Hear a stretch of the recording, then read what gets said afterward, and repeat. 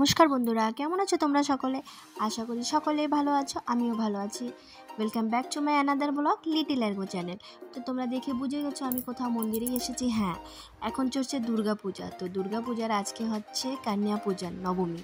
তো সেখানে মন্দিরে আসলাম, শাশুড়ি মা, আমি আর আমার ছেলে।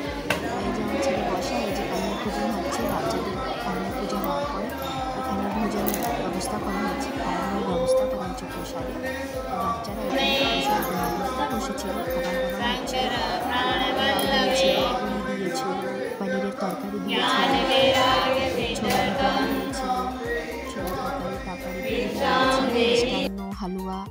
তো বিভিন্ন রকমের খাবার বাচ্চাদের জন্য করা হয়েছিল। স্বামীজি মন্ত্র পাঠ করে দিল, বাচ্চারা খাওয়া শুরু করলো। এই যে আমার শাশুড়ি বসা আছে ছেলের কাছে। আমি জলদি জলদি ভিডিওটা করছি, কেন কি নাহলে অনেক বড় হয়ে যাবে, লং হয়ে যাবে ভিডিওটা, তার জন্য।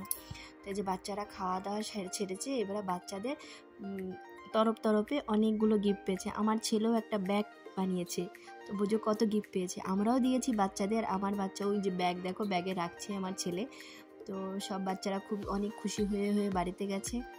কান্না পূজা হয়ে গেল। এখন আমরাও একটু পরে খাওয়া দাওয়া করে বাড়ির দিকে ফিরেছি। আর সকলকে আজকে নবমীর শুভেচ্ছা জানাচ্ছি।